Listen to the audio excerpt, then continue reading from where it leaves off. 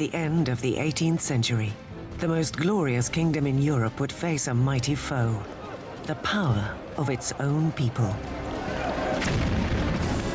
One man would rise to inspire the nation to cast aside a reluctant king and a hated queen. And a new republic would be born in blood, the blood of the French Revolution.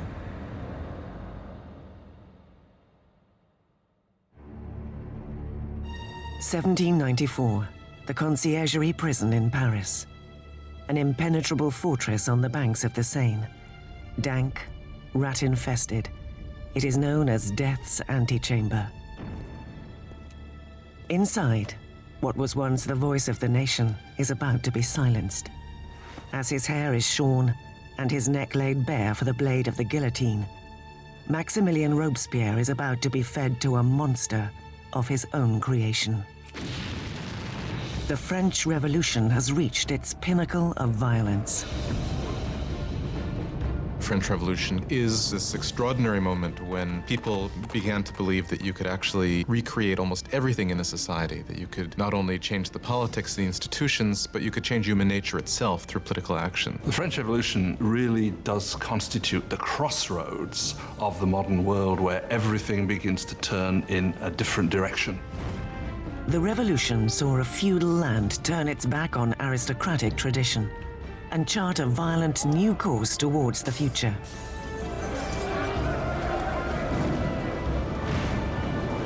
It would shake the very foundations of Europe, and its impact would be felt across the world. The French Revolution is the most important event in Western history. There are developments that can rival it, like the Industrial Revolution, like capitalism, but if you mean an event, I can't think of anything more important. It was the revolution that upset things the most. I mean, again, when you consider that it got rid of the Catholic Church, it got rid of Christianity, it got rid of the nobility, it got rid of the king, it got rid of all these things.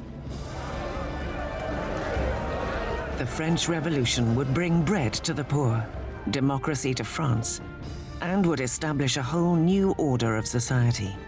But progress would come at a price. It was really a moment of extraordinary hope, extraordinary ambition, and then it turned into this most horrific tragedy.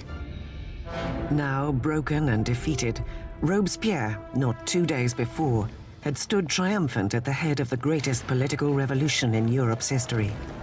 So true to its ideals, he was called the Incorruptible.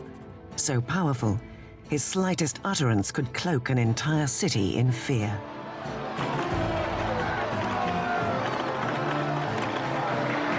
A master orator, Robespierre's words were his weapons. Now, silenced by a bullet to the jaw, he awaits the same swift and brutal end that he has ordained for so many others. The French Revolution is about to devour its chief architect.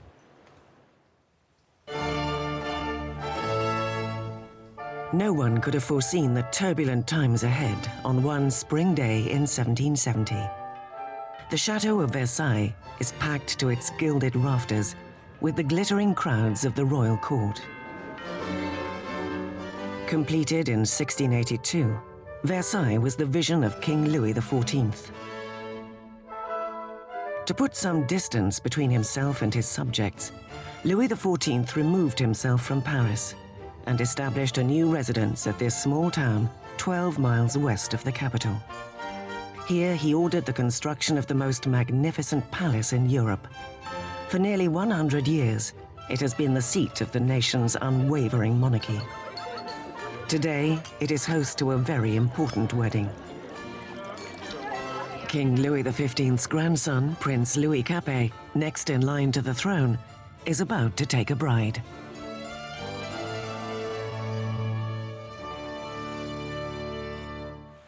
Just 15 years old on the eve of his wedding, Louis Capet is bashful and hesitant, with few of the characteristics expected of a future king.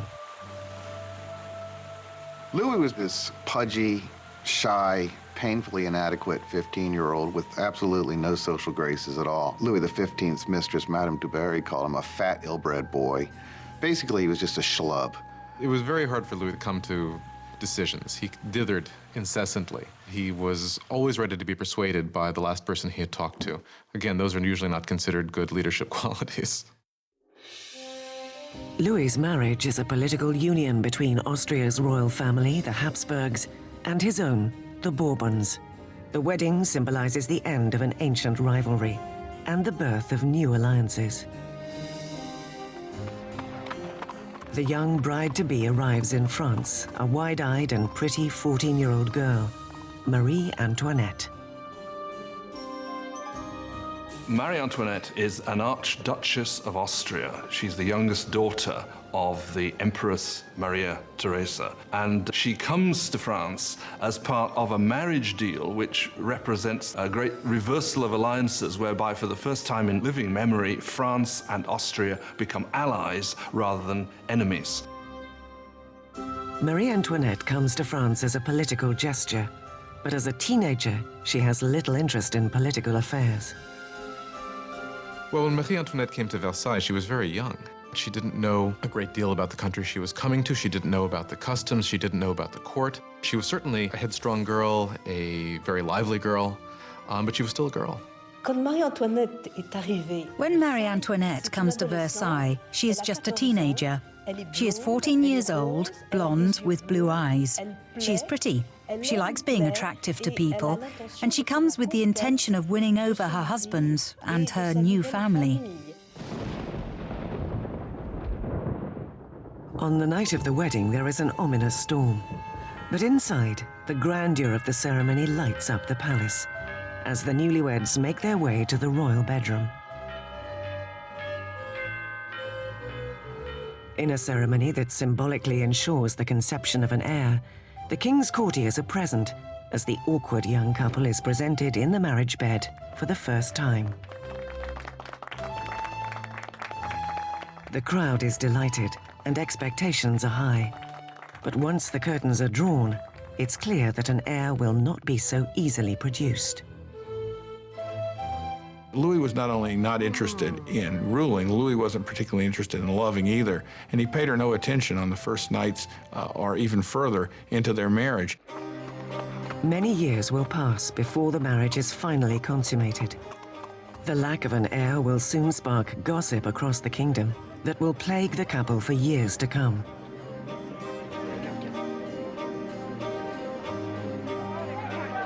The grand wedding gala continues for days. But outside Versailles, there is less cause for celebration. Years of neglect by a royal government have left the French people deprived and hungry. 7 years earlier, Louis XV had lost the 7 Years' War, in which Britain had relieved France of most of her North American colonies. The ill-fated contest nearly bankrupted the country. France's coffers were nearly empty, even though its population was growing bigger every day. With diseases like the plague a distant memory, fewer people were dying, but more and more were hungry.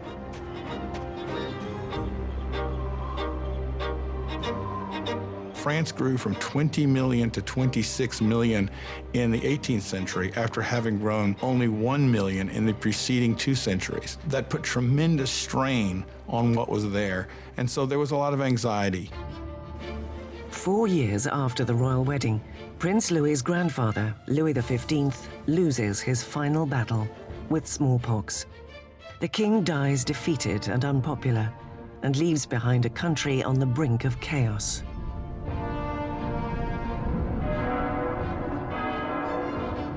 In a lavish ceremony, young Prince Louis ascends to the throne and is crowned King Louis XVI. Despite the grandeur of his coronation, Louis is aware that he is woefully unprepared for the job. Louis XVI, the moment his grandfather dies and it suddenly is clear that he's king, he doesn't know what to do. He feels as if the world is falling in upon him. So although he's been educated in the full expectation of becoming king, he doesn't feel ready for it. For a kingdom in crisis, Louis XVI is not the ideal pilot. The 20-year-old king prays, "Protect us, Lord, for we reign too young."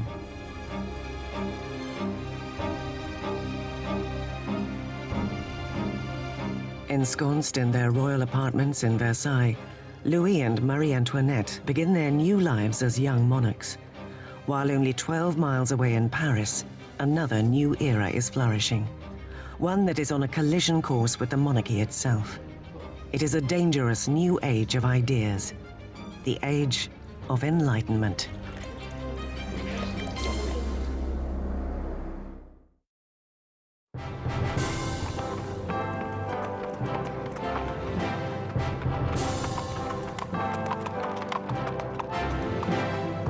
As the royal carriage approaches the prestigious Louis le Grand College in Paris, the crowds gather for a glimpse of pomp and celebrity. The newly crowned King Louis XVI and his young wife are being welcomed to Paris.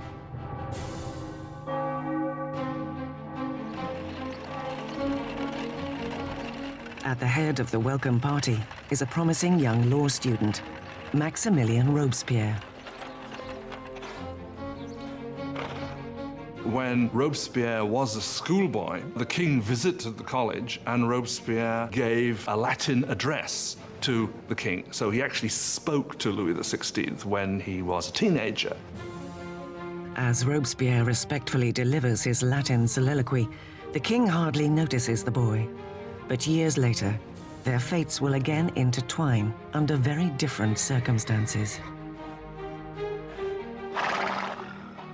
It was one of these rituals that take place in every school, and yet, of course, it was so charged with irony, because here you had the young Robespierre reading this discourse in honor of the man he would later kill. For now, the welcome is warm and the flattery effusive. But although the grandeur of the monarchy can still excite adulation and loyalty, parts of French society are beginning to question its role. Since the Middle Ages, French society had been divided into 3 classes, or estates, dictated by birth.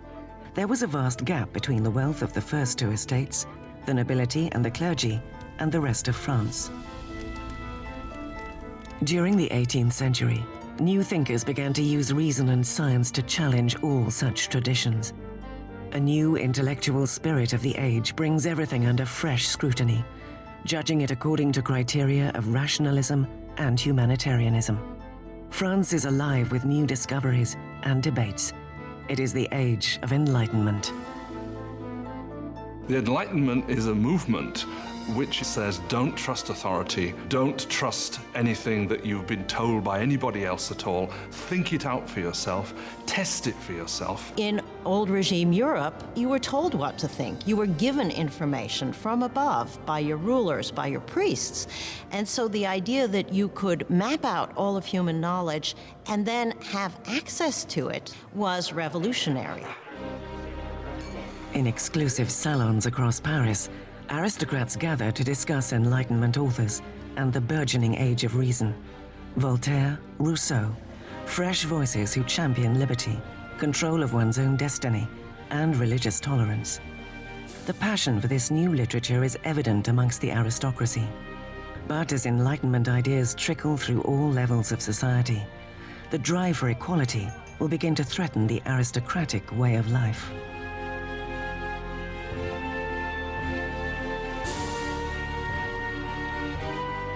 What makes it dangerous is it means you will eventually question, why are aristocrats the ones with privilege? Can't we change the world to make it a better place? Isn't progress possible? All of that will eventually undermine the idea that monarchy is natural, aristocracy is natural, and hierarchy is natural. To see Enlightenment ideals in action, one has only to look across the Atlantic, where the Americans struggle for independence from France's nemesis, Great Britain. King Louis wants revenge for his grandfather's defeats and sees an opportunity in the American War of Independence. French military intervention costs the country 1,500 million livres, money raised from borrowing and taxing poverty-struck peasants. The enormous bill hastens an impending financial crisis. America bankrupts France, in effect, because the debt which the French monarchy incurs in order to fight the American War of Independence turns out to be absolutely crucial in the financial situation of the French monarchy, because the French monarchy cannot pay those debts. As Louis sends money and troops across the Atlantic, Marie Antoinette is busy incurring debts of her own. Life at Versailles is a never-ending cycle of archaic ritual and formality. There are ceremonies for the waking of the king and queen, for dressing, for dining, for retiring to bed. To keep herself amused amidst the drudgery of ritual, Marie presides over a parade of increasingly outrageous fashion. Marie was obsessed with fashion, especially these towering hairdos that were several feet high, that took hours and hours in the construction and fit all sorts of ornaments and fruits, and to many people they seemed like an obscenity. They came to represent what was all that was wrong with her and with Versailles and that culture. Marie occupies herself with court gossip, gambling, and the staging of plays. As her expenses accumulate, Marie earns herself a nickname. Marie is given the name Madame Deficit as the country is in economic chaos, and she continues to spend as if nothing's happened on dresses and jewels and shoes, and she was the Imelda Marcos of her day. In the popular mind, there is perhaps one way in which Marie Antoinette can repay the debt. In the 7 years since their marriage, Louis and Marie have yet to produce a child. Marie was finding herself in an increasingly precarious position.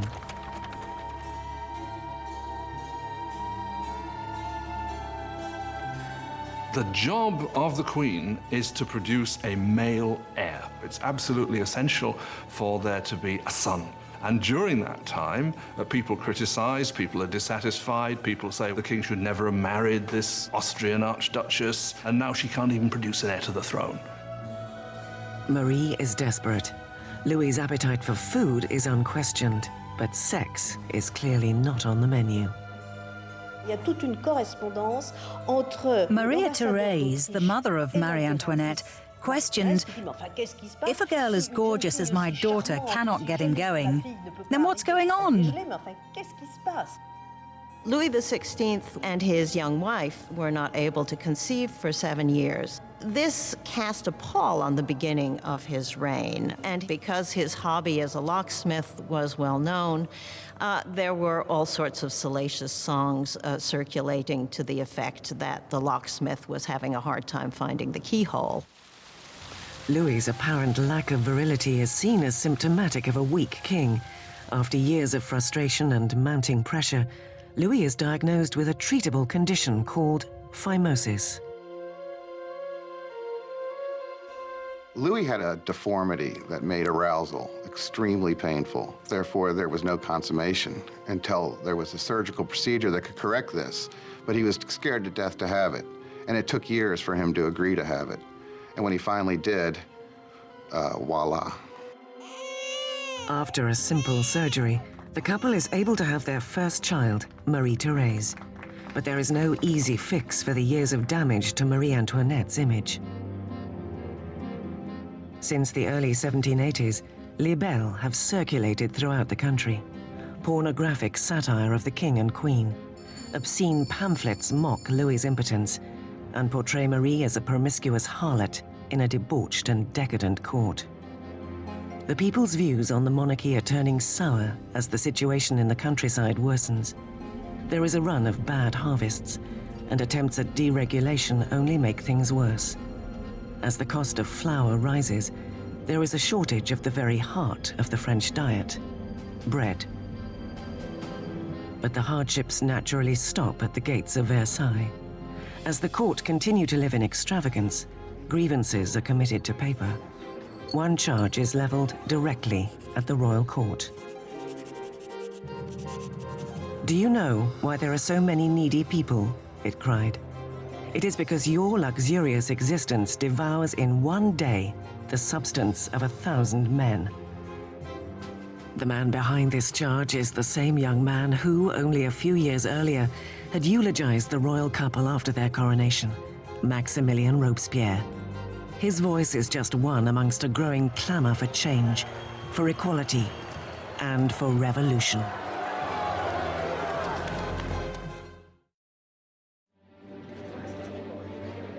Versailles, in the late 1700s, is an oasis of extravagance, surrounded by a land in despair. And with an uncertain king at the helm, France is charting a course for disaster.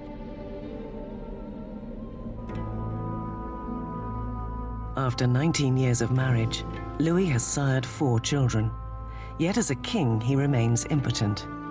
As the financial crisis escalates, all the king can do is hire and fire a succession of ministers, none of whom have the answers. By ancient privilege, the nobility and clergy are exempt from taxation. And so as taxes rise to cover the government's mounting debt repayments, the burden falls heavily upon the poorest. To add to their misery, freakish weather arrives to decimate the harvest. If ever God intervened to make a situation worse, the summer of 1788 and the spring of 1789 is a moment when that happens. By the summer of 1788, you already have a burgeoning political crisis, and it's developing against a background of very serious food shortage. For the people of France in 1788, bread is the essence of life itself. Most ordinary people in France ate at least 2 pounds a day of bread. Bread was all important. Its price was immediately felt by everyone. If the price doubled, you were in big trouble. Under the financial mismanagement of Louis's government, the cost of bread skyrockets. Food supplies are hoarded by profiteers, and the cost of a loaf of bread can soon equal a month's wages.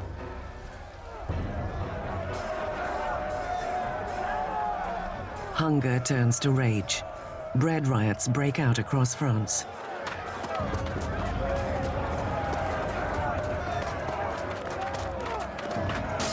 Bakeries are raided, and shopkeepers suspected of hoarding bread are lynched on the spot.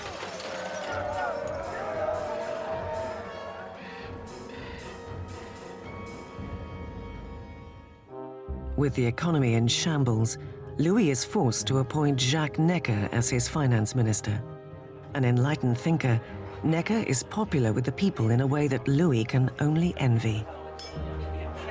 Jacques Necker was undoubtedly the most popular minister throughout the spring of '89 because he's taken the line publicly in his writings that the government's duty is to make sure that there is enough bread and grain for everybody.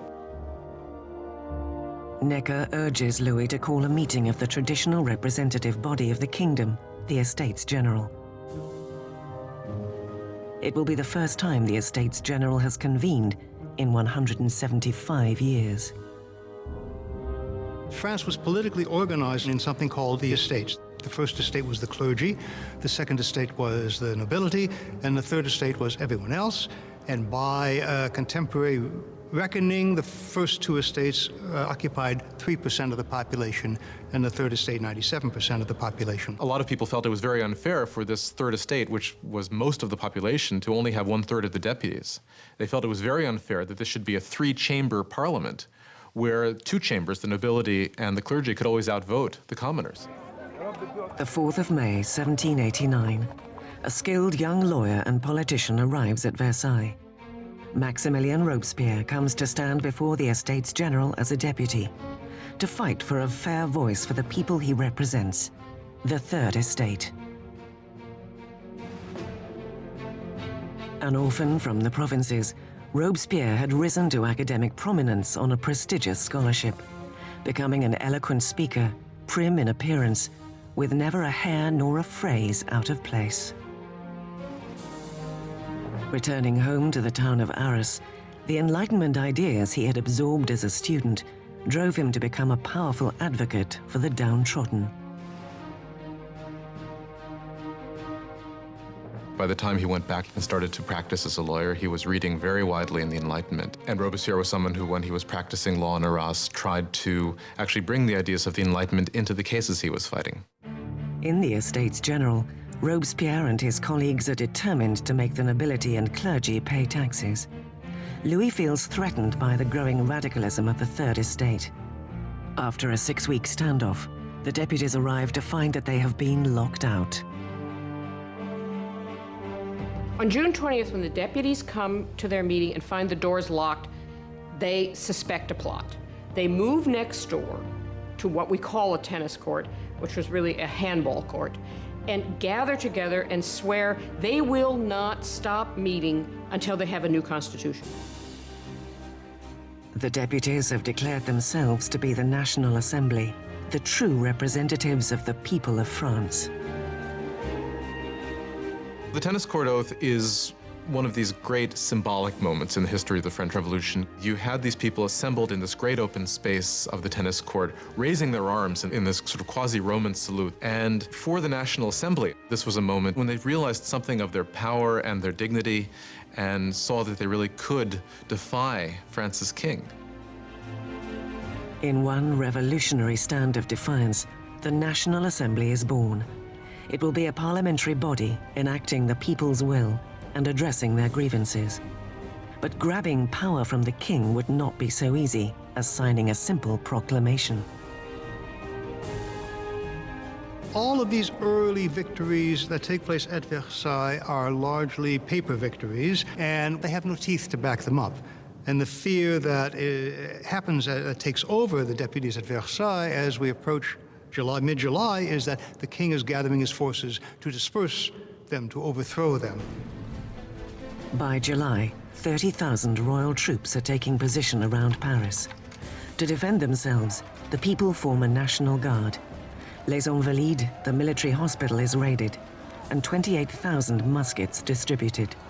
The only thing missing is gunpowder, but the people know just where to get it.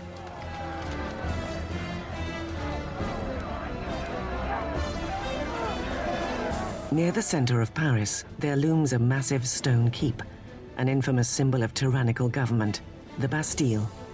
The prison houses the city's stores of gunpowder and is legendary as a place where enemies of the crown disappeared.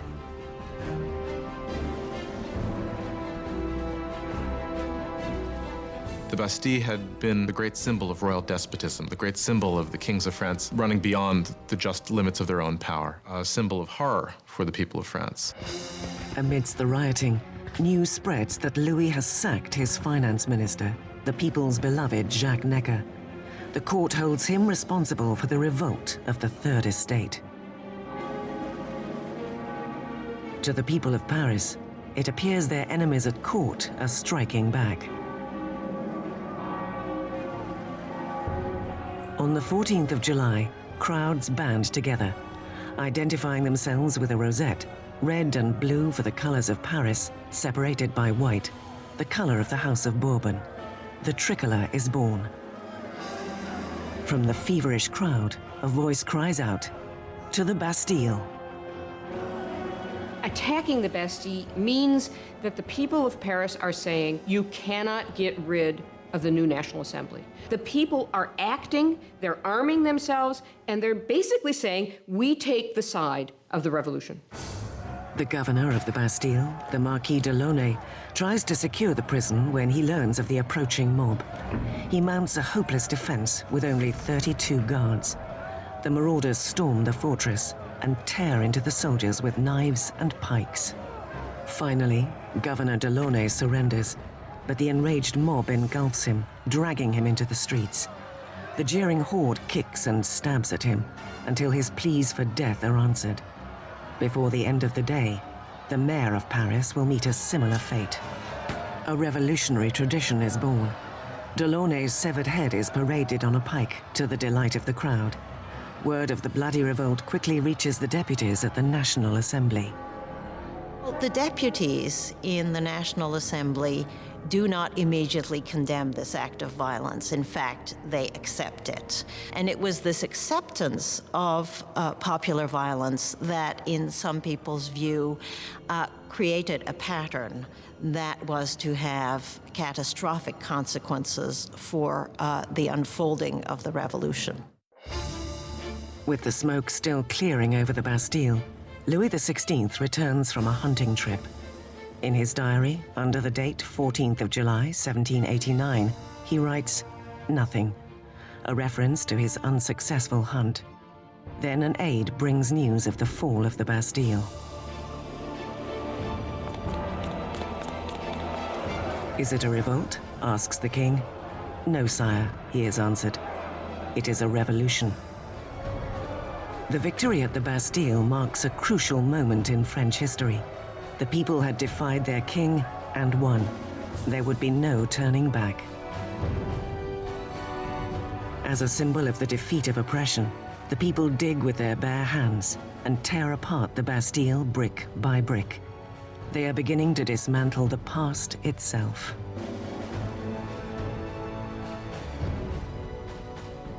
The French went about the process of tearing down the Bastille as quickly as they could. In the absence of powerful explosives, this was done very painstakingly, but with a tremendous amount of vigor. And the bricks were given away, sold as emblems of the demolition of despotism. The energy of the streets invigorates the National Assembly. A revolutionary manifesto is adopted, called the Declaration of the Rights of Man and of the Citizen.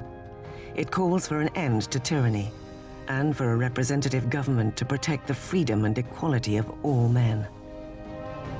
The Declaration of the Rights of Man was a declaration promulgated by the National Assembly, which said in its text that the sovereignty belongs to the people, it belongs to the nation. The king is nowhere mentioned in this document. Therefore, by issuing this document, the Assembly was effectively seizing power for itself. With the new National Assembly as their voice, the people of France set out to change the very fabric of their world. They demand a constitutional monarchy, equal rights for all men, and justice under reasonable laws. Robespierre demands increased freedom for the press, which had been muzzled under the old regime.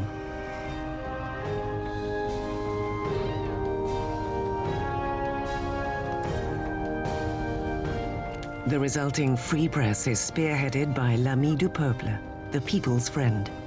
A fiery newspaper full of vitriolic rants and provocation, it is the brainchild of a former doctor, Jean-Paul Marat. A controversial author of tracts on science and philosophy, Marat was rejected by France's Académie des Sciences.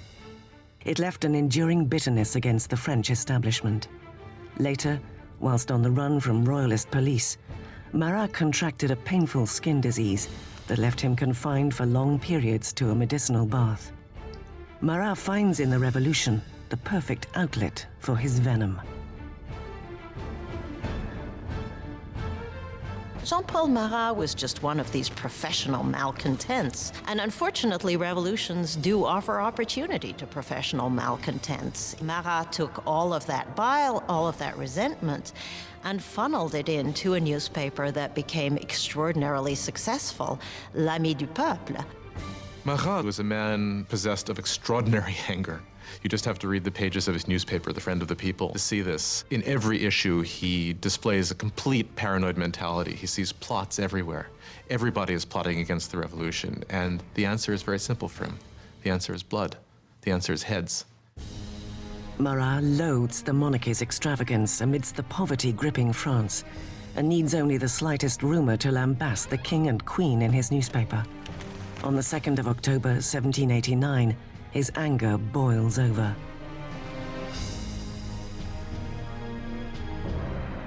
Word reaches Paris that the king has thrown a party at Versailles, that the king's soldiers threw the new tricolour flag, symbol of the revolution, to the ground and trampled it underfoot. Marat is enraged. He reports the insult in his paper, just as a new threat breaks. The king has again ordered troops to move into position around Paris. With victory at the Bastille still fresh in their minds, Marat frantically urges the people of Paris to take action again. It's time to open your eyes, he tells them. Shake yourselves out of your torpor. Wake up. Once more, wake up. The 5th of October. Dawn breaks to the furious ringing of bells. Women gather to protest against the shortage of bread. And now fear of the approaching troops mixes with fury at the news of the king's offensive party. Soon thousands are marching to Versailles, pikes in hand. The women are taking their grievances to the king. The core of the crowd was made up of the famous poissardes, the fearsome fish ladies of the central markets, who were known for their brawny build and their fearlessness. They were equipped with large knives for scaling fish. They were hugely muscular because they carted boxes. You didn't want to tangle with these ladies. These are women of the poor quarters. These are poor women which are affected by the increased price of bread, by the scarcity of products, who suddenly begin to realize that they must act. It is quite extraordinary how these ordinary women, probably most of them couldn't even write their name, suddenly act as the protagonists of the historical process. At the palace, word of the approaching crowd of angry women reaches the Queen's chambers. Legend has it that it is at this moment that Marie Antoinette utters the most famous line she never said. Marie Antoinette did not say, "Let them eat cake." That is a myth. Marie Antoinette, unfortunately, probably never even noticed the poor people of her country long enough to make such a statement. As the mob of women gather outside the gates, Louis understands the revolution can no longer be ignored. It is being brought to his front door. He agrees to sign the Declaration of the Rights of Man, but the crowd continues to grow throughout the night. By morning, 20,000 people are camped outside the palace. To close the centuries of distance between the king and his subjects, the angry mass demands that the king and queen move to Paris. Typically, Louis prevaricates. His hesitation would provoke a fury in the crowd and put the lives of the royal family in grave danger.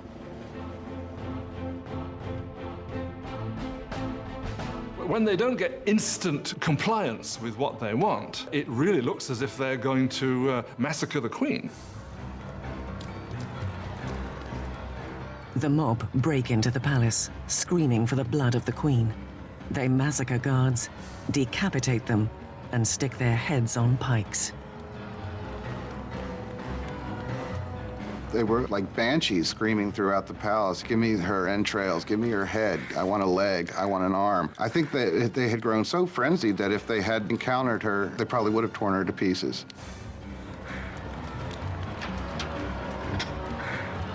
Terrified for her life, Marie Antoinette escapes to Louis's apartments, only moments before the women break into her chambers and tear her bed to shreds.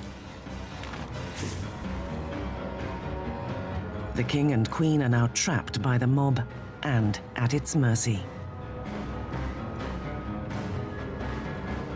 The only way the women can be pacified is for the royal family to agree to go to Paris, because once they're there in Paris, then they can ultimately be made to do what the people of Paris want. They march 60,000 strong, leaving Versailles with carts and wagons filled with flour from the royal storehouses. The king and the queen were forced to go to Paris with the heads of their guards who had been massacred in the chateau.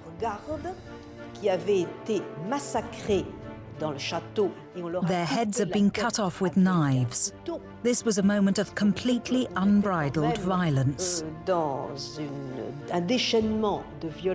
These heads were made up with makeup and paraded in front of the carriage with the king and queen following. The king and queen are installed in the Tuileries Palace. They will never see Versailles again. Once the royal family moves to Paris, they are the prisoners of Paris. They know it. Everybody else knows it. There are great limits to what they can do or even dream of doing. They are the prisoners of the capital city, there's no doubt. Versailles is abandoned, and the assembly moves to Paris. Ultimate power now seems to rest with the Paris mob. France will have a new democracy, new laws, and a new terrifying symbol of the revolution will make its first appearance: the guillotine.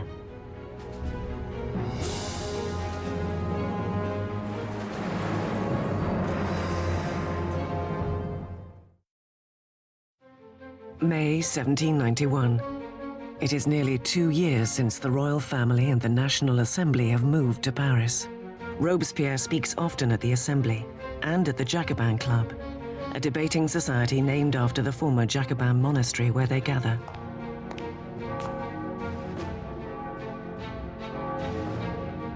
Words take on a new power in the revolution, and Robespierre speaks with an unfailing moral compass. He is an impassioned advocate for the people of France. He soon earns the nickname, the Incorruptible. France is now a constitutional monarchy, and the king forced to share power with the revolutionaries in the Assembly.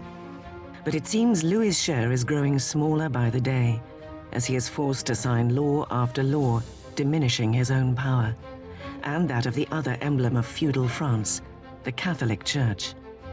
Louis decides the time has come to leave France and mount a campaign to reclaim his kingdom.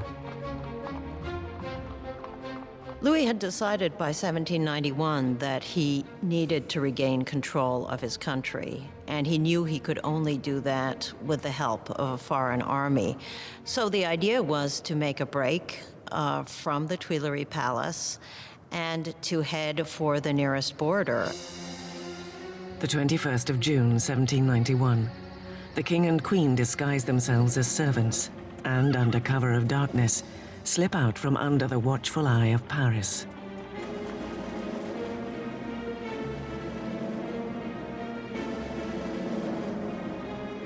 It is past midnight when they arrive in the small town of Varennes, 100 miles east of Paris.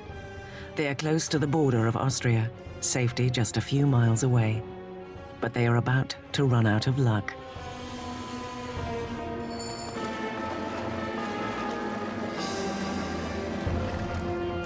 Rumors of the entourage's movements have preceded them to Varennes. A town official stops the carriage and asks for their passports.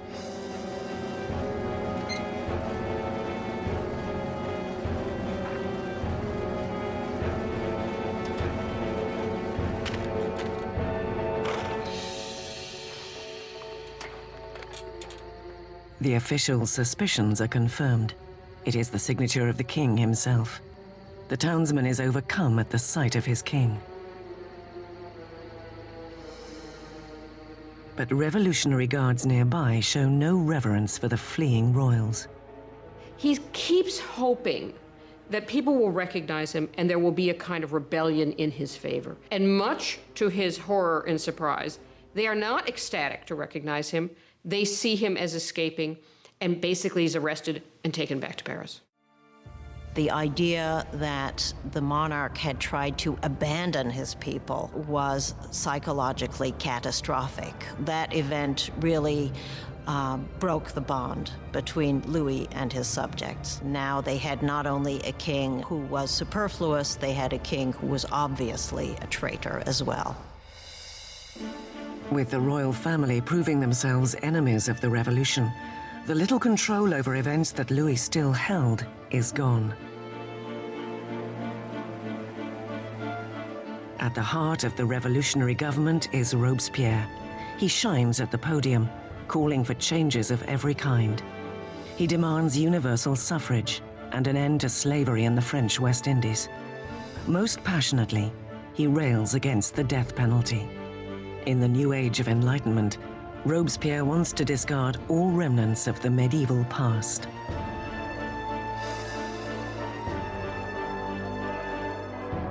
France had inherited a macabre repertoire of execution methods from its medieval past. Cruel, torturous deaths by drawing and quartering, hanging, drowning, and burning. Well, under the old regime, there was a whole panoply of very gruesome punishments, and decapitation was punishment reserved for the nobility. And one of the things that the revolution wanted from the start was to have everybody equal in death. They wanted symbolically to have the same punishment available for anyone. Despite Robespierre's opposition, a new killing machine takes center stage in Paris. Dr. Joseph Guillotin, a physician, proposes a new decapitation machine. Beheading, he argues, is a humane method of execution. A swift slice of steel delivers a quick, painless death. Dr. Guillotin describes his new device to the Assembly. The mechanism falls like thunder. The head flies off. Blood spurts. The man is no more. Always a supporter of bloodshed, the journalist Marat prints an enthusiastic rant in his paper, announcing the device's new name, guillotine. It will soon earn another nickname, the National Razor. The French revolutionaries believe in humane values. They believe that unnecessary suffering should not be caused. And what they like about the guillotine is that it is quick, it's efficient, and as far as we can tell, although no one has returned to tell the tale, it's painless. The guillotine will silence the revolution's internal enemies, anyone suspected of plotting to return the king to the throne.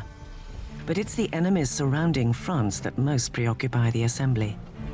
There is a growing fear that aristocrats and royal princes who fled to Austria are preparing to launch an armed counter-revolution.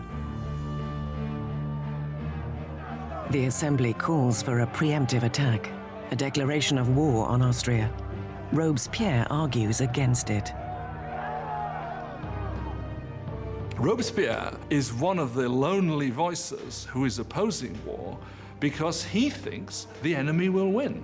Robespierre is afraid that the country isn't ready, hasn't got an army that would be able to defeat the enemy. The enemy might therefore come in and destroy the revolution. Robespierre loses the debate.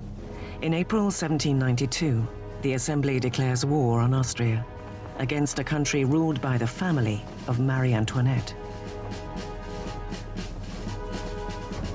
A nationalist fervor grips the country.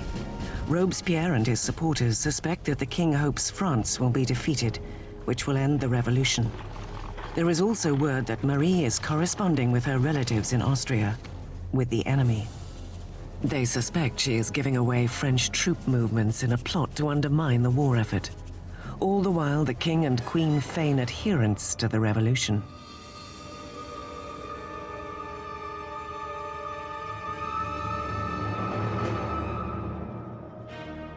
Louis and Marie Antoinette are playing a double game. They are seeming to go along with the revolution many times, at the same time as they are conspiring against it. They are trying to survive. If you want to be generous, they're survivors. But if you want to be, look at it from the revolutionary point of view, is they're liars. With the French army already suffering setbacks on the border, word reaches Paris that Austria's ally Prussia has joined the invasion. Their troops are mobilized under the command of the Duke of Brunswick. The atmosphere in the city is tense. Paris is a tinderbox.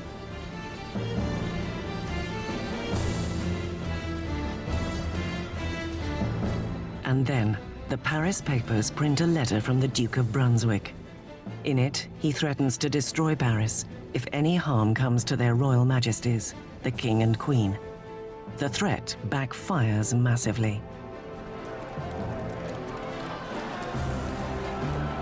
The 10th of August, 1792. Thousands of armed citizens, fueled by indignant rage at Brunswick's threats, head to the Tuileries Palace and descend upon the king's elite Swiss guards in a savage attack. More than 800 from both sides are killed. The king finds sanctuary within the National Assembly debating chamber, where a vote will later suspend the monarchy. The French Republic is born.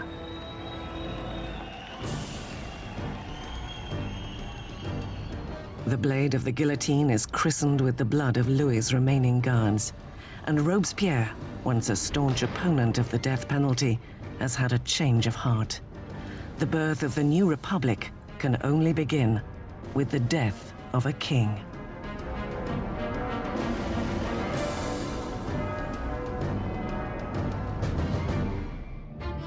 August 1792.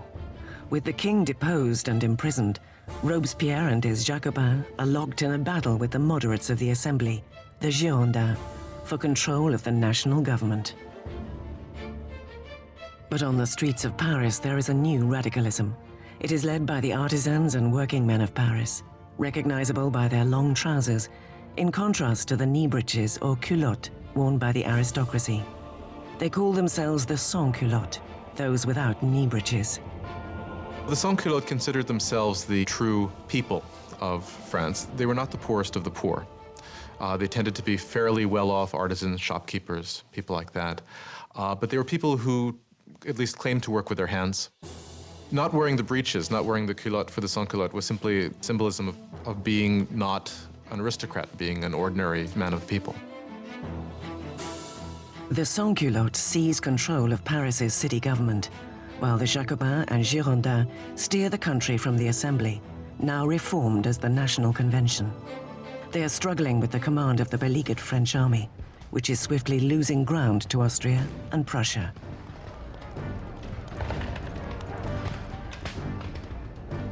While fighting back enemies at the border, the revolutionary government cracks down on enemies within.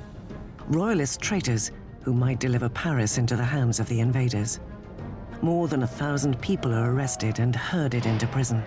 Priests, journalists, ordinary men and women. Robespierre concentrates on the internal crisis, but his ally, the Minister of Justice, Georges Danton, motivates men, young and old, to join the war on the frontier. He is gregarious and flamboyant, everything that Robespierre is not. Soon, Danton's name is heard throughout Paris.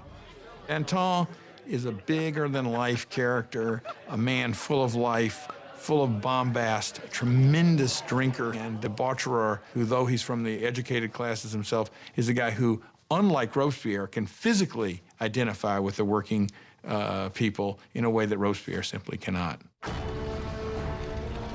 As the Prussians close in, Danton's fiery rhetoric mobilizes the people, inspiring many to enlist. At one of the moments of greatest peril for the revolution, the Austrian and Prussian armies are invading. He gets up in front of the people of Paris and shouts, "De l'audace, encore de l'audace, toujours de l'audace, et la patrie est sauvée." Boldness, more boldness, forever boldness, and the fatherland is saved. He's really one of the people who manages to rally the country against the invader. It's an extraordinary moment. With so many able-bodied men leaving for the front, Paris is left defenseless, its jails bursting with political prisoners. A fear takes hold that the prisoners will be impossible to contain. Marat's paper will later be blamed for inciting the horrific events that follow.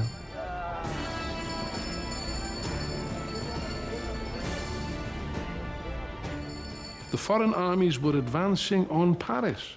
Had they linked up in Paris with these bitter enemies of the revolutions in the prisons, of course, then the results would have been fairly horrific from the standpoint of the people. In the first week of September, disastrous news arrives from the front. Prussia has taken Verdun, the ancient fortress on the road to Paris. The enemy is getting closer. The fear gripping Paris explodes. The sans-culottes break into the prisons and unleash a furious assault on those found within. No traitors are to be spared.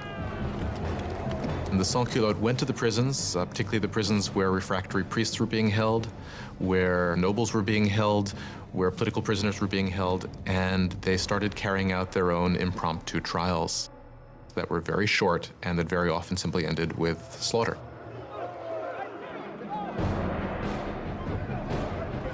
Women are raped or mutilated, priests disemboweled, aristocrats hacked to pieces.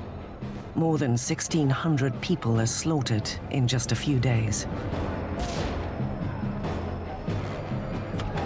When word of the September massacres spreads throughout Europe, there is widespread revulsion.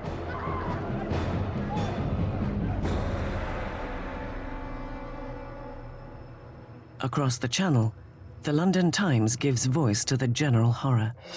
The newspaper asks, are these the rights of man? Is this the liberty of human nature? The most savage, four-footed tyrants that range unexplored Africa rise superior to these two-legged Parisian animals. The revolution has turned a corner. Even Robespierre understands that things have gone too far, that the people cannot manage the revolution on their own. They need guidance.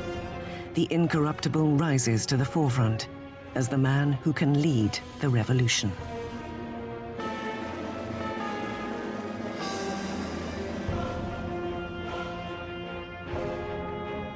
There was a time when Robespierre had pushed for a constitutional monarchy. He now believes the king is too potent a symbol to the enemies of the revolution. A momentous decision is made. France will put its own monarch on trial. With the verdict a foregone conclusion, the only debate left is punishment. The moderates, led by the Girondins, call for sparing his life, which isolates them in the convention. The Girondins really crystallized as a faction in the convention over the debate over the king, because they, while they certainly wanted a republic, they were less sure that the king should actually have to die. But the debate is dominated by the Jacobins, who call for blood. Why did the Jacobins want to kill the king? I think they wanted to kill the king because, as Robespierre brilliantly said, you have to kill the king so the revolution can live. If the king is right, then the revolution is wrong. In any system there had ever been, there's only one penalty for treason, and that is death. So in this sense, if the king is guilty of betraying the country in a time of war, then the argument is that he must suffer the death of a traitor. On the 20th of January, 1793, Louis XVI is declared guilty. The sentence is death.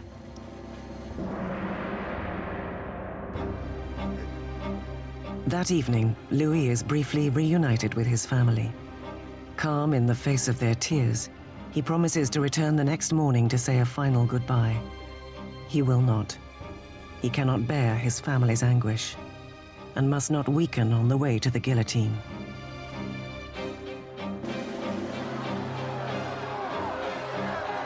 In the morning, a closed carriage brings Louis to the scaffold, and he calmly makes his way to the blade.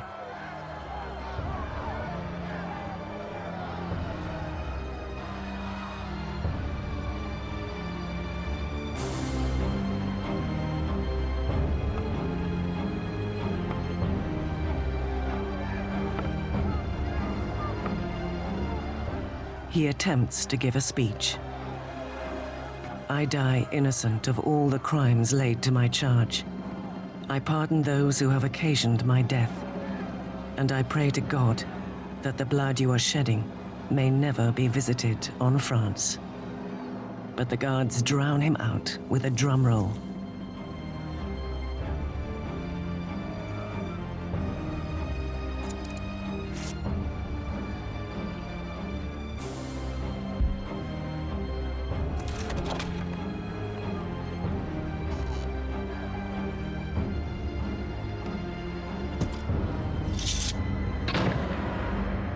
At 10:22 a.m., the king is no more. In the Temple prison, Marie Antoinette hears the cannons fire, announcing the death of her husband. She collapses in despair. The king is dead, the Jacobins victorious. But soon the enemies of the revolution would claim a victory of their own. Their target is the most extreme of the Jacobin spokesmen, Jean-Paul Marat.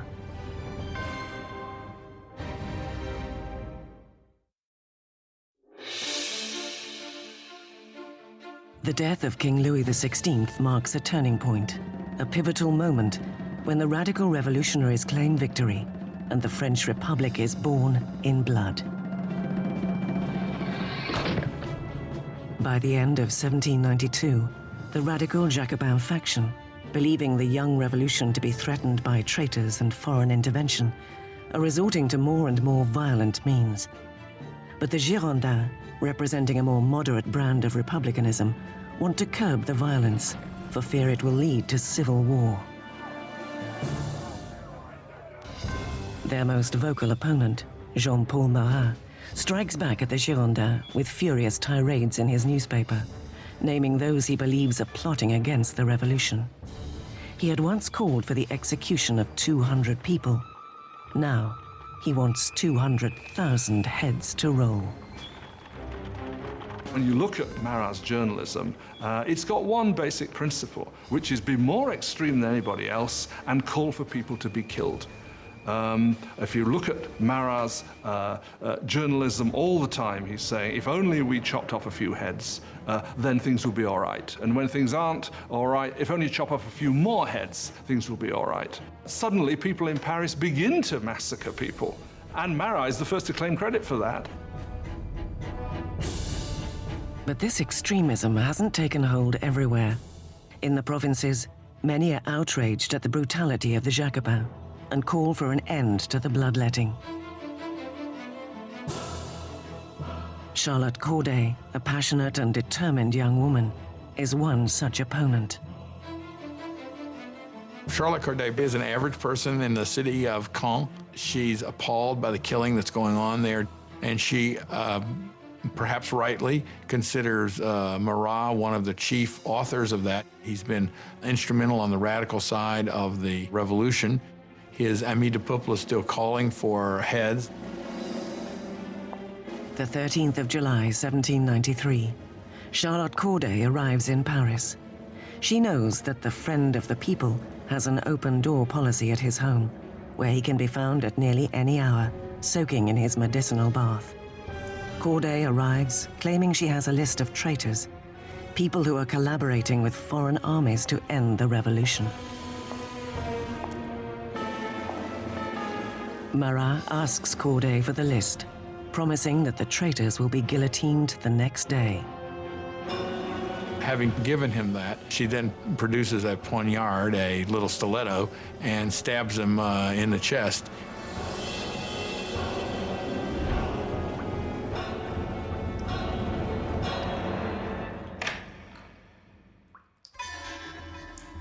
Marat is dead. The self-proclaimed wrath of the people has been silenced. The revolution has its first martyr.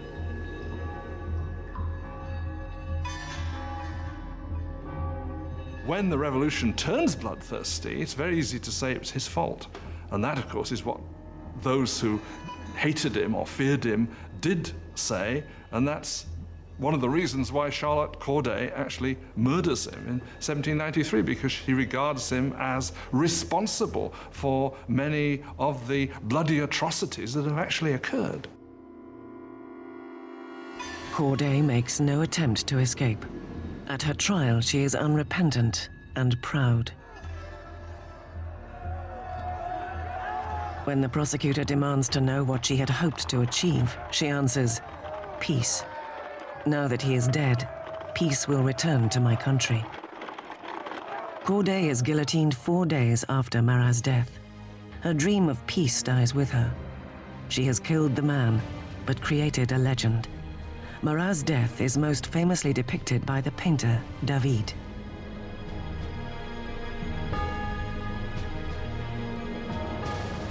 He became a martyr.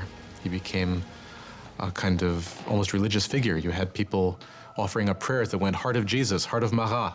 You had these scenes at his funeral where the bathtub in which he was murdered was sort of put up on the altar, almost as if it was a kind of crucifix. If you look at David's painting of Marat's death, Marat's body is draped in precisely the same way as the body of Christ is depicted in classic representations of the Pietà, the descent from the cross. So clearly there's an identification of Marat with Christ, with Marat representing the new kind of God of the radical republic.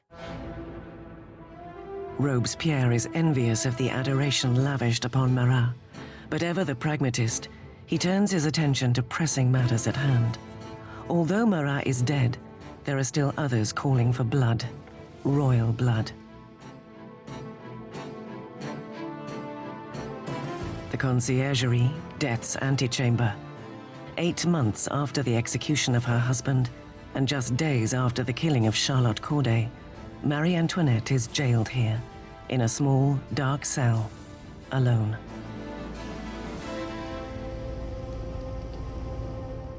One of the worst things that happens to Marie after the execution of Louis is her children are ripped away from her.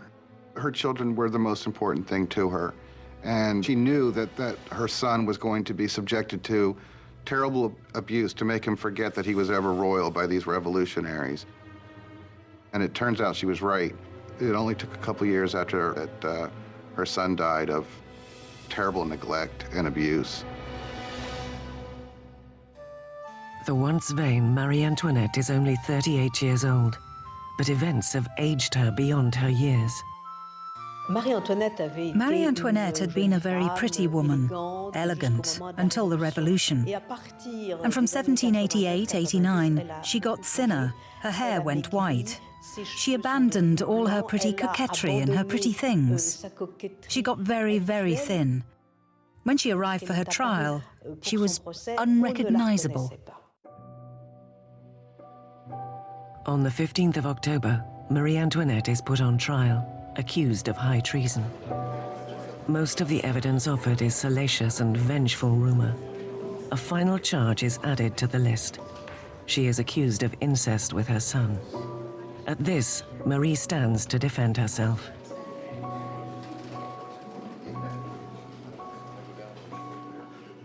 I appeal to the conscience and feelings of every mother present to declare if there be one amongst you who does not shudder at the idea of such horrors.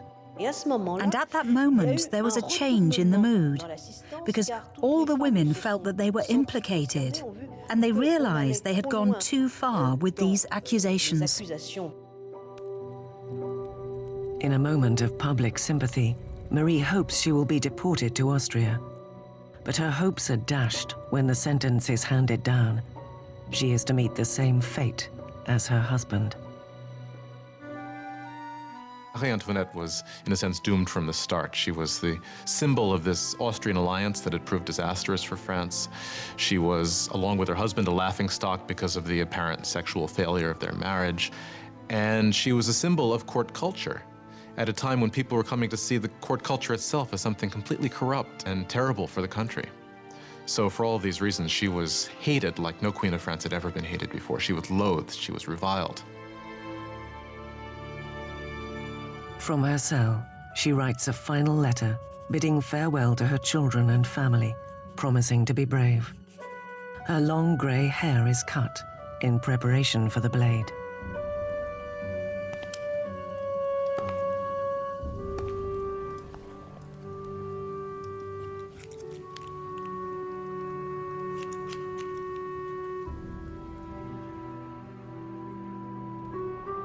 Her hands are tightly bound. As she is escorted out of the prison, she is expecting a carriage. Instead, there is just a tumbril, an open wagon. She hopes when she's taken off to execution that she's going to get the same treatment that the king got, meaning she would be in an enclosed carriage so the crowd couldn't get her, but they just put her in an open wagon where people would shout all sorts of things, horrible threats at her. A shadow of the sovereign she once was, Marie Antoinette maintains a queenly dignity as she sits in the open tumbril, paraded through the streets of Paris.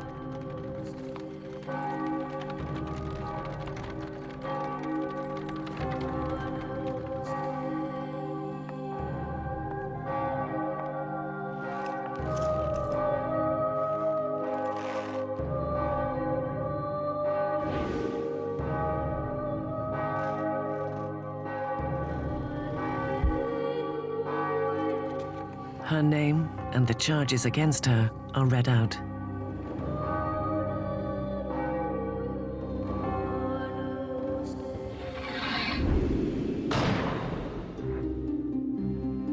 The last Queen of France is dead. 2 weeks later, after countless more executions, a member of the National Convention notes the pointless waste of life, as one colleague after another falls victim to the guillotine. The revolution is like Saturn, devouring its own children, he says. Danton sniffs. Revolutions, my friend, cannot be made with rose water. The bloodshed has only just begun.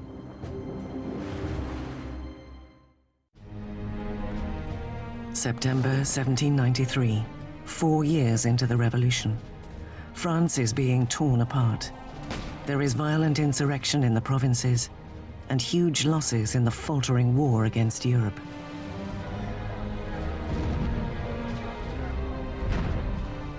In a humiliating defeat, the British take the port city of Toulon.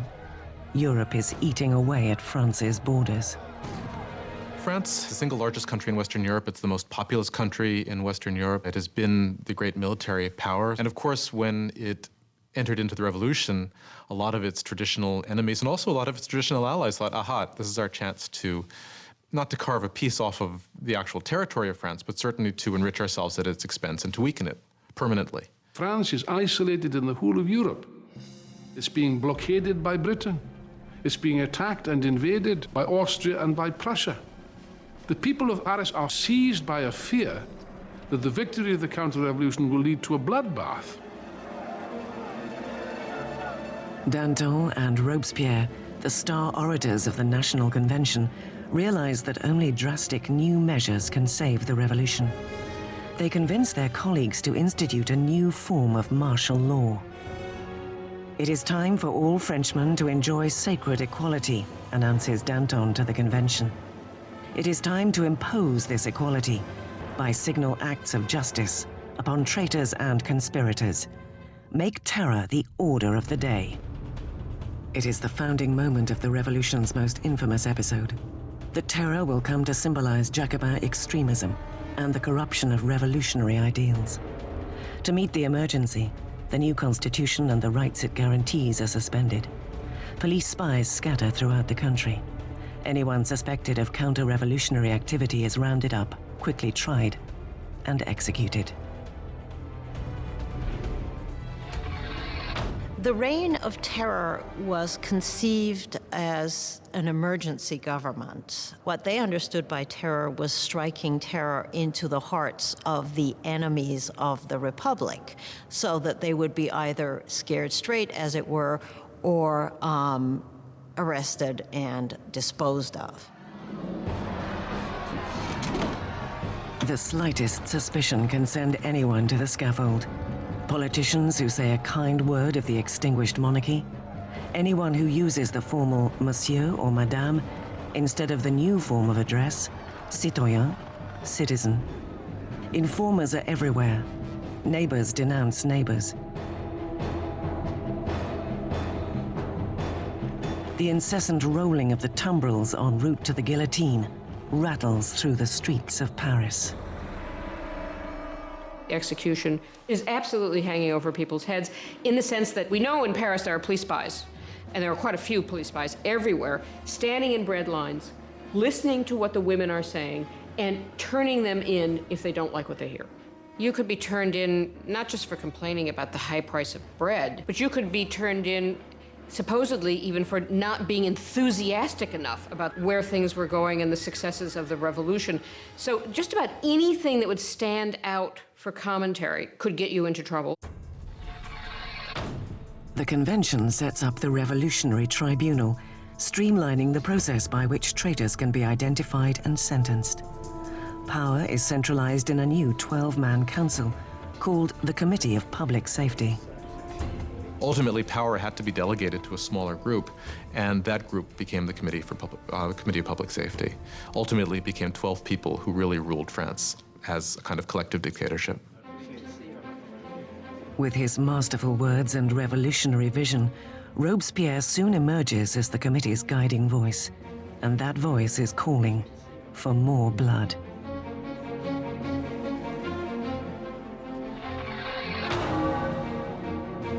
One of the paradoxes in Robespierre's political life is that he very early on is a passionate opponent of the death penalty. And of course, this is thrown back in his face later when he becomes an equally passionate proponent of terror and the guillotine. He never particularly responds to that except to say, well, times have changed. The revolution has hardened Robespierre. Once a fierce supporter of a free press, he now reinstates censorship. The Catholic Church, already mauled by the revolution, faces a new threat. Robespierre endorses one of the most radical revolutionaries, Jacques-René Hébert, as he proposes a program of de-Christianization. When the crisis of the war and internal rebellion is at its height, people begin to say the root of all the problem is priests, is religion. And what we've got to do, if we're ever going to be safe against the enemies of revolution, is destroy the power of the Catholic Church. Superstition, fanaticism, that's what religion's all about. And therefore, what we have to do is stamp out this whole thing entirely. Streets carrying the word saint are renamed. Religious icons are destroyed and replaced with tributes to the new saint, Marat. The church came to seem simply the enemy to the radical revolutionaries. Churches and cathedrals are simply stripped of their altars. Stained glass is smashed, statues are smashed, the wealth of the churches is simply carted off. Of course, for European opinion, this was something even more shocking than the death of the king. Not even the Christian calendar is spared.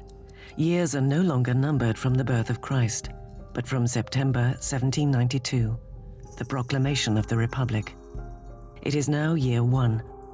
Months are renamed according to the seasons. July becomes Thermidor, April, Floreal. Months are broken into 3 weeks of 10 days each. The revolutionary calendar was certainly designed as a kind of weapon against Christianity, against Christian belief. Of course, by having a 10-day week, you'd no longer have Sundays, so people wouldn't even know what day Sunday was anymore. That's what they hoped. The terror spreads across France. Insurrections are put down with swift, unrelenting brutality. In the city of Lyon, where counter-revolutionaries are gaining ground, the National Convention's representative sets a brutal example. Hundreds of rebels are tied up, marched into fields, and mowed down en masse.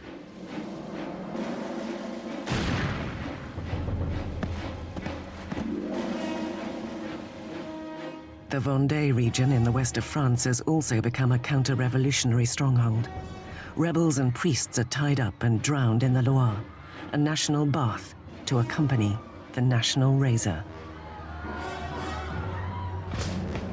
Up to 100,000 people are killed in the Vendée alone. In Paris, the guillotine falls at an ever more frenetic pace.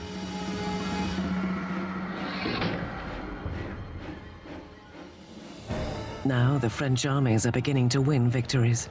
With the help of a brilliant young commander named Napoleon Bonaparte, rebellious Toulon is recaptured and the Royal Navy forced to evacuate. The revolution is fighting back. Robespierre is at the height of his power. He had taken on the enemies of the revolution and ensured its success through terror. For a time, the terror was very effective as a means of getting the country together, getting the government together, and fighting what was, after all, a war on several fronts. On the Eastern Front and on the Northern Front against external enemies, also a civil war in the Vendée, which was the bloodiest of all, also a civil war against the supporters of the Gironde and other revolutionaries who had turned against the government in Paris. The terror has achieved its goals, but it does not stop, and it will not stop until it devours the very man who unleashed it, Maximilien Robespierre.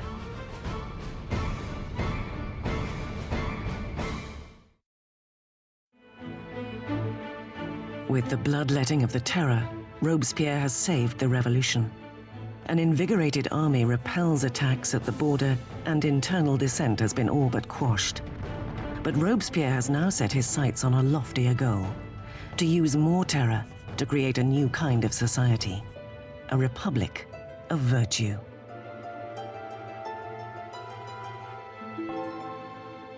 By virtue, he means civic virtue. It's an active principle for Robespierre. For example, you cannot be a virtuous citizen by simply obeying the laws and keeping your head down. You must actively be involved in the work of the state, and that includes for Robespierre destroying the enemies of the state. On the 5th of February, 1794, Robespierre gives a speech outlining his philosophy. Terror without virtue is disastrous, he declares. But virtue without terror is powerless. He associates terror with virtue. Terror at that moment becomes in his thinking an instrument by which you create virtue. But others disagree. For Danton, the revolution is heading down the wrong path. He and his followers, the Dantonists, believe it is time to bring terror to an end. It has served its purpose, and is in danger of feeding the revolutionaries into their own fire. By the spring of 1794, things are beginning to go better. The food situation is no longer so bad, and the war effort is going better, and Danton is basically saying we need to get a new footing for the government. We need to move to a kind of normalization. Robespierre believes it's too soon. Danton will start organizing a group to argue that we should end the terror. Robespierre will see this as a direct threat to the government. He will not see it as just a difference of opinion about the direction of policy. He will see it as potential treason. And in Robespierre's Republic of Virtue, there is only one response to treason. The Dantonists are rounded up and quickly sentenced to death. Robespierre has sent thousands to their deaths, but is uneasy with the actual process. He will not attend the beheadings of his former friends and allies. As he steps up to the blade, with typical bravado, Danton tells the executioner, "You will show my head to the people. It is worth seeing."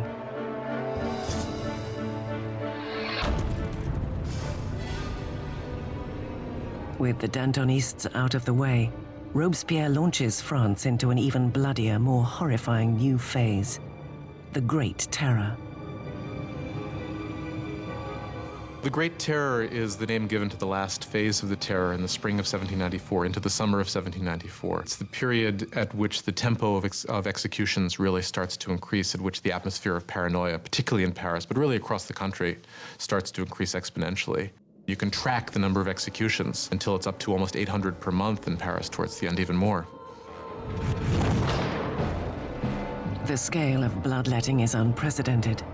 But on the 6th of June, 1794, the roll of the tumbrils comes to a halt. The guillotine hangs silent. Robespierre has declared a new religious holiday, the festival of the Supreme Being. He wants to replace the old Catholic God with a new rational devotion.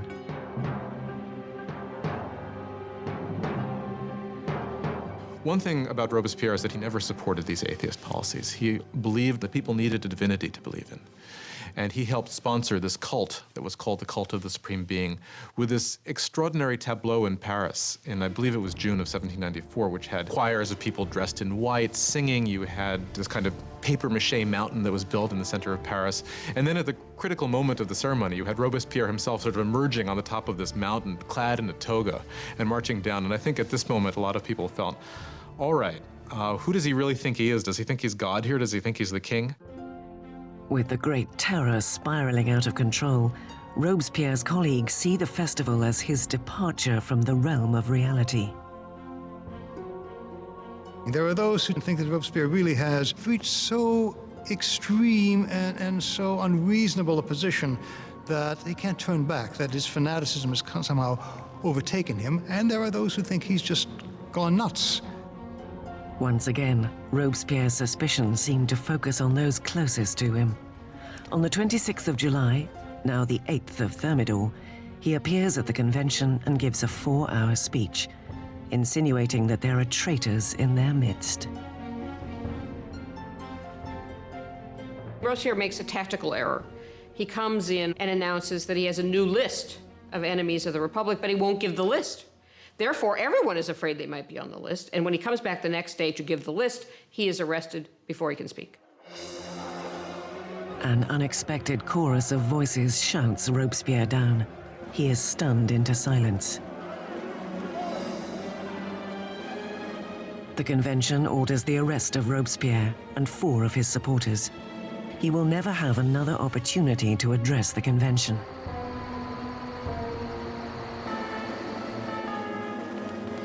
The following day, Robespierre is freed by his supporters, but immediately declared an outlaw and recaptured by the National Guard.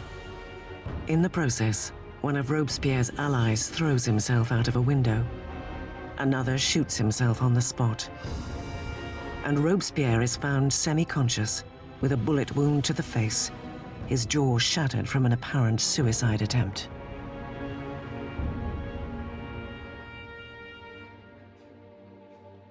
Robespierre spends his last hours on a table in an anteroom of the National Convention.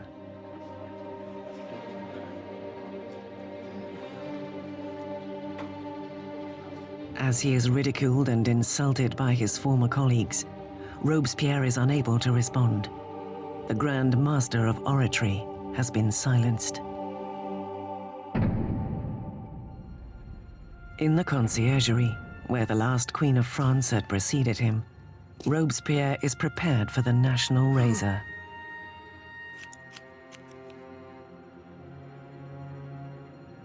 The French Revolution, with its origins in noble hopes for liberty and equality, has become a monstrous exercise in political murder and civil war.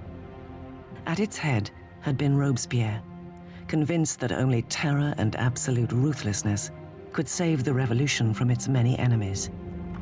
But the atmosphere of suspicion and paranoia that he has created will require him as its final victim. It turns out that there is a great deal of enthusiasm for ending the terror. Nobody can figure out how to do it. And what turns out to be the case is that the only thing that will end the terror, and apparently the only thing they can all agree upon, is the fall of Robespierre.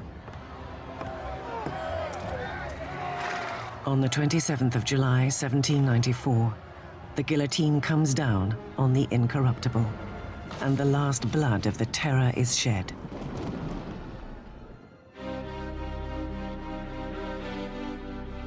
The terror dies with Robespierre, but the revolution does not. The rights of man, democracy, the new republic, the impact of these revolutionary achievements would far outlive any of the revolutionaries themselves. France would enter a period of uncertainty, frozen between fear of another terror or a return to the oppressive monarchy that preceded it. 5 stagnant years would pass before power once again consolidated in the hands of a single man, Napoleon Bonaparte. Whether Napoleon betrayed the revolution or consolidated its achievements is still keenly debated. His meteoric rise was certainly only possible because of the revolution. The revolution was the first and enduring model of a people taking its destiny in its own hands. The idea that the subjects of the oldest, the most established, the most glorious monarchy in Europe could decide to completely rewrite their history was something that had extraordinary resonance. The revolution tore apart the old feudal fabric of France and changed the course of Western civilization. The issues it raises still carry a powerful significance today. The question raised by the French Revolution is how much violence is justified in achieving a better society? Do people have the right to overthrow what they see as an unjust system, to replace it with what they are convinced in their hearts is a more just system? How much violence is justified in doing that? We still face this question today. More than 200 years after the birth of the French Republic, the ghost of Robespierre hangs over revolutions from Russia to Vietnam, China to Latin America.